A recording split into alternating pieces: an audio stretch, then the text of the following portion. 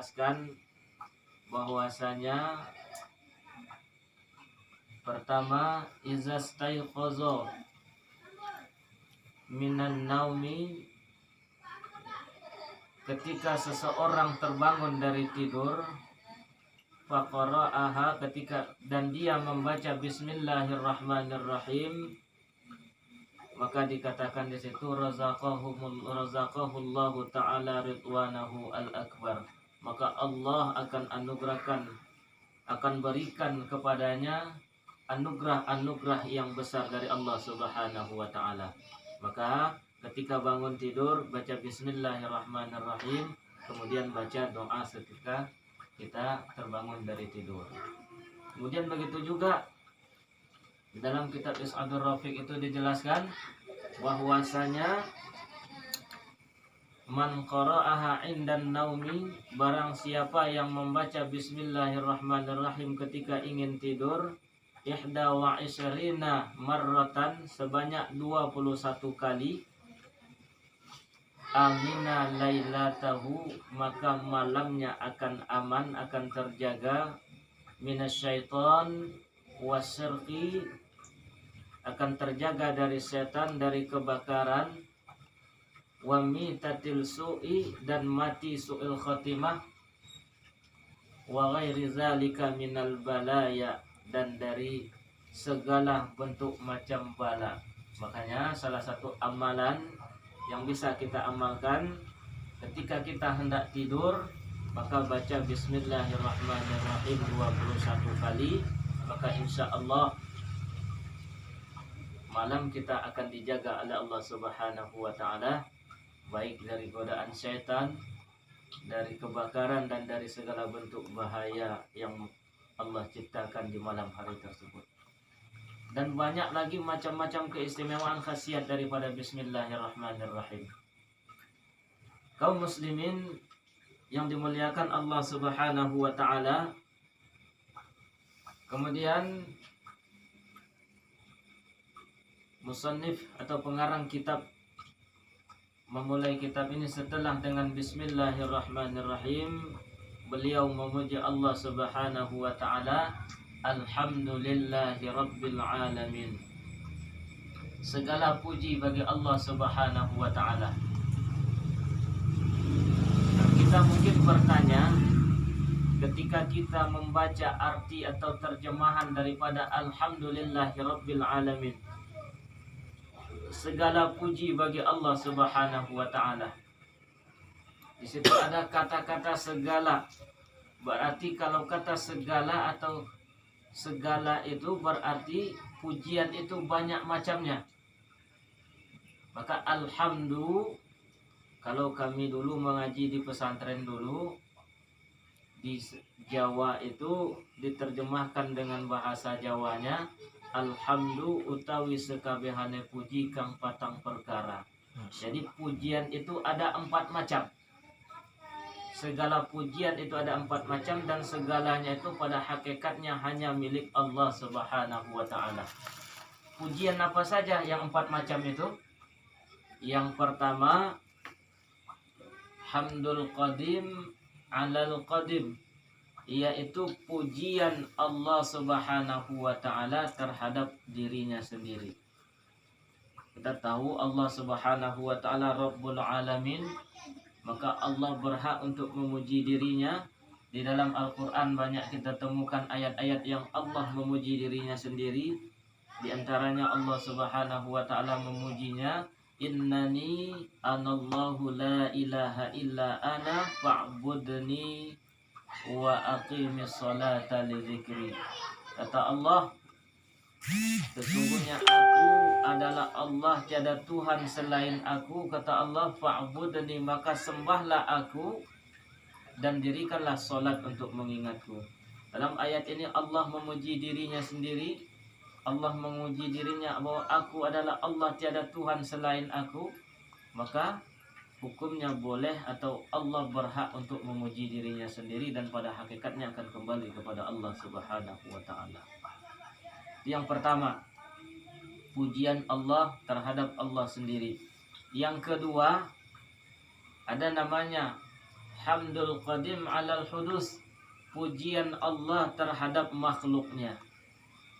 Nah, dan Allah juga berwenang untuk memuji makhluk-makhluknya.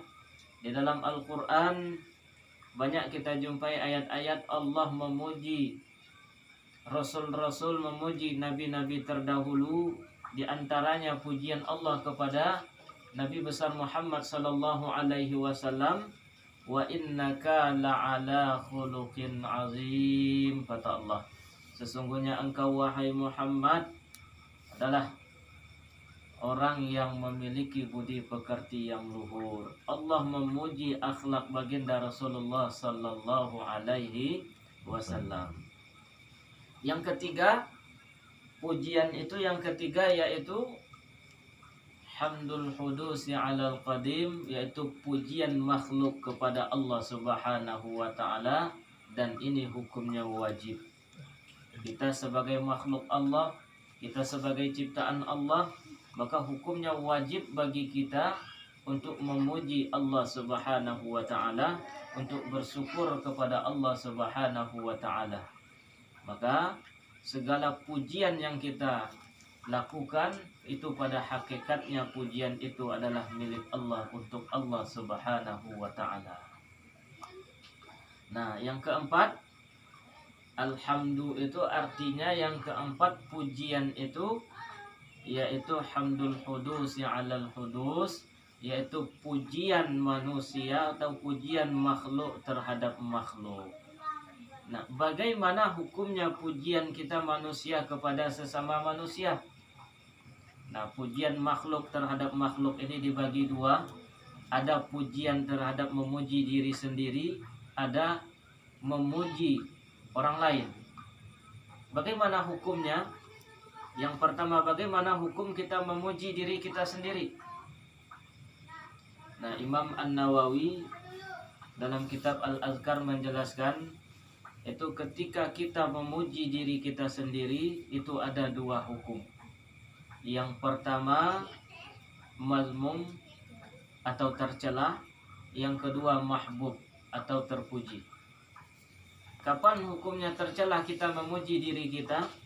Ketika kita memuji diri kita yang nanti berakibat membuat kita ujub, membuat kita bangga dengan diri kita, membuat kita merasa lebih baik daripada orang lain, dan berakhir pada kesombongan, maka memuji yang demikian itu hukumnya tercelah atau dilarang ketika kita memuji diri kita sendiri.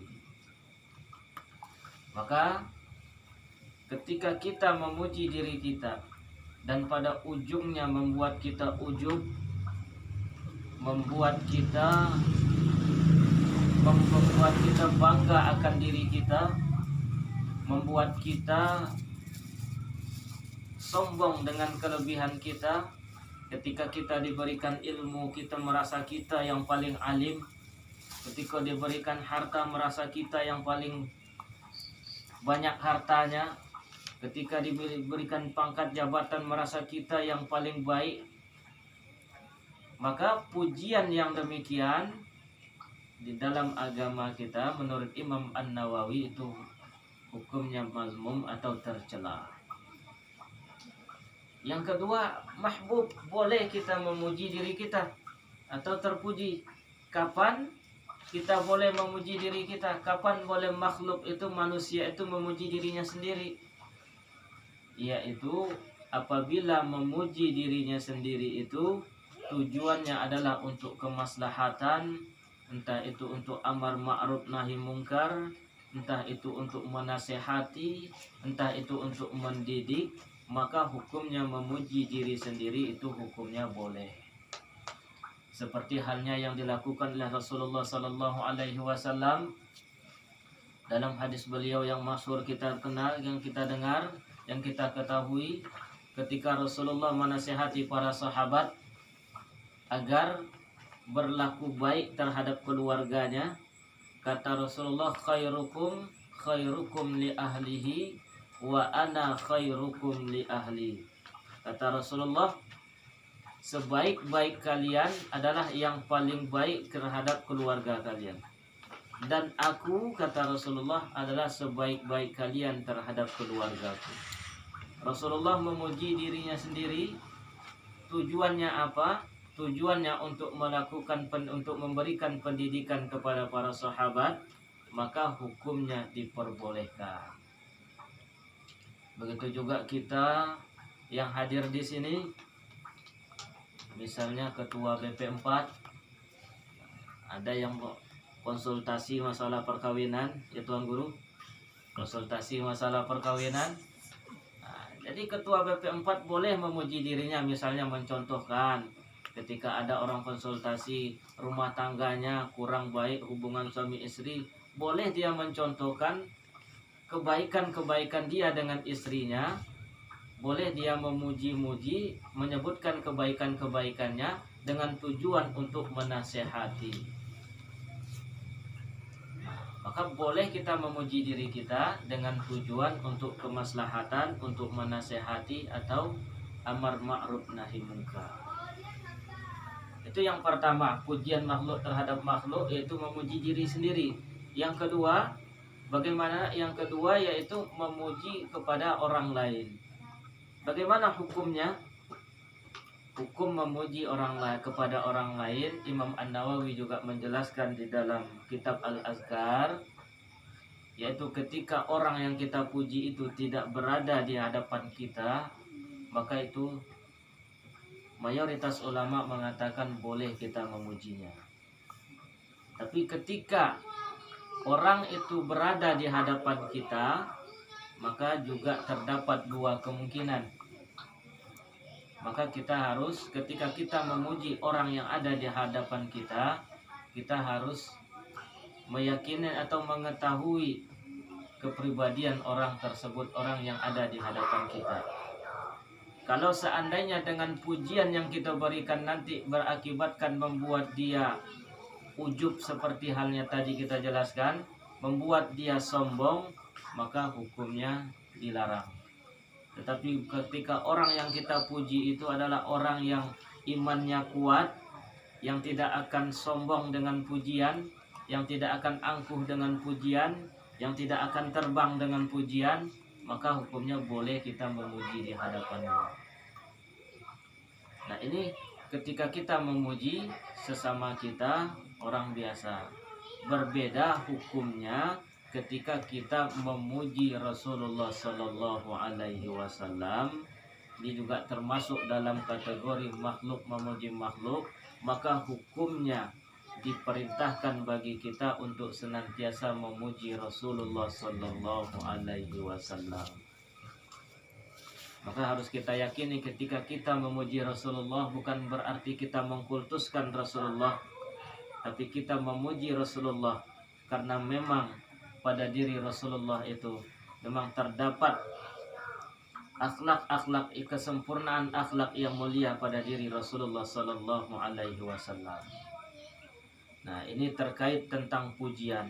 Maka alhamdulillahirabbil alamin, segala puji bagi Allah itu, maka artinya keempat macam pujian tadi pada hakikatnya hanyalah milik Allah Subhanahu wa ta'ala.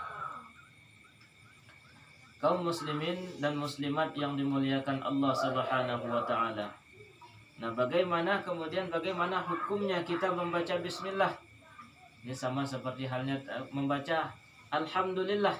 Ini sama halnya seperti halnya tadi kita membaca bismillah. Ada kalanya wajib, ada kalanya sunnah, ada kalanya makruh, dan ada kalanya haram.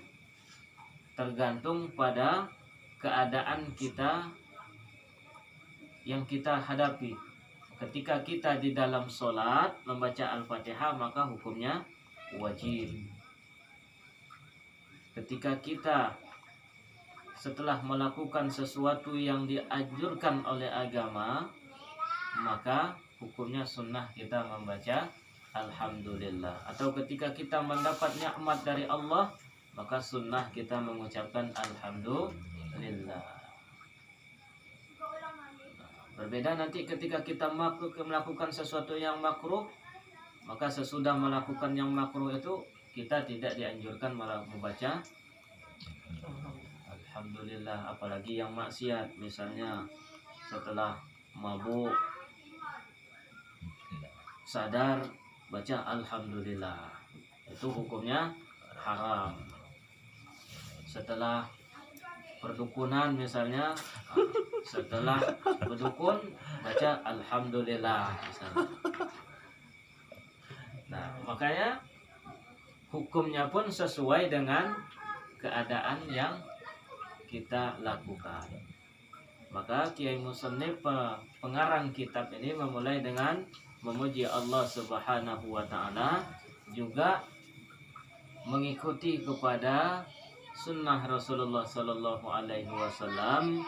Dalam lain kesempatan, dalam hadis lain Rasulullah juga pernah mengatakan, kullu amrin zibadin la yubda'u bilhamdalati bilhamdulillahi rabbil alamin fahuwa aqta. Dalam hadis lain Rasulullah juga menjelaskan, segala sesuatu yang diperintahkan oleh agama yang tidak diawali dengan alhamdulillah, maka akan terputus keberkahannya. Maka pada muqaddimah ini dimulai dengan bismillah, kemudian dimulai dengan alhamdulillah sebagai iktidaan li sunnati Rasulullah sallallahu alaihi wasallam, mengikuti kepada sunnah Rasulullah sallallahu alaihi wasallam.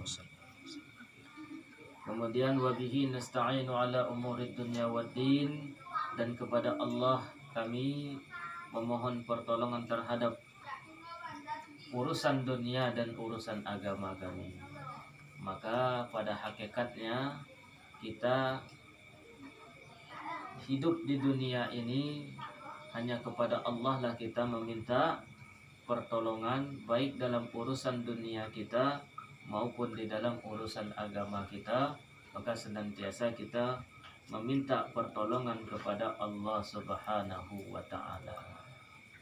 Kemudian diikuti dengan salawat wa sallallahu wasallama ala sayyidina Muhammadin khatamin nabiyyin. Semoga salawat dan salam tercurah kepada Nabi Muhammad sallallahu alaihi wasallam, penutup para nabi, wa alihi wa sahbihi ajma'in, kepada para keluarga Nabi dan sahabat-sahabat Nabi seluruhnya. Dan diakhiri pada muqaddimahnya, la haula wa la quwwata illa billahil aliyyil azim. Artinya apa? La haula itu artinya la haula wa la quwwata illa billahil aliyyil azim. Tidak ada kekuatan, tidak ada daya, upaya dan kekuatan kecuali atas pertolongan Allah yang maha mulia. Artinya, kata Syekh Nawawi di dalam kitab Kasifatus Saja ini, artinya la tahulu an ma'siyatillah illa billahi ta'ala wa la quwwata an ta'ala ta'atillahi ta'ala illa bi'aunillah. Artinya, tidak ada daya kita untuk menghindari maksiat kepada Allah kecuali dengan pertolongan Allah, dan tidak ada kekuatan kita untuk bisa taat kepada Allah kecuali bi'aunillah, dengan pertolongan Allah Subhanahu wa ta'ala.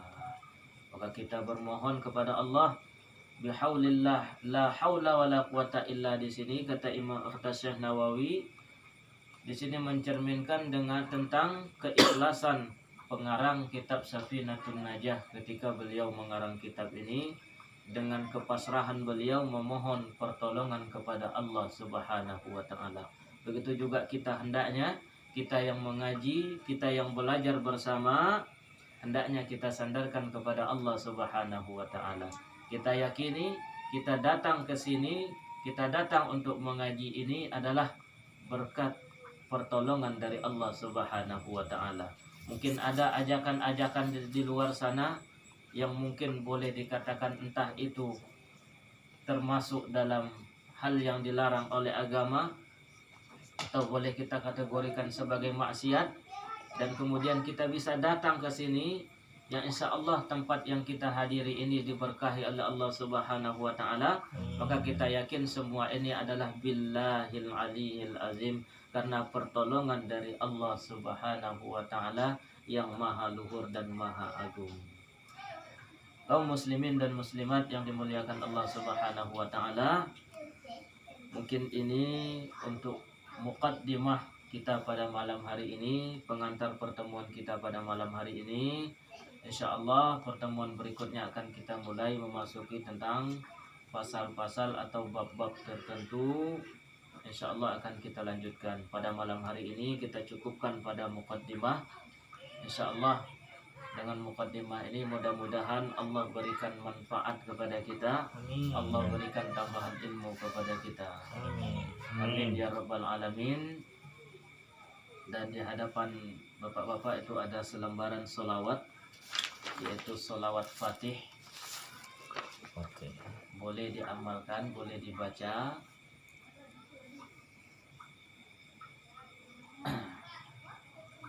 Dan untuk muqaddimah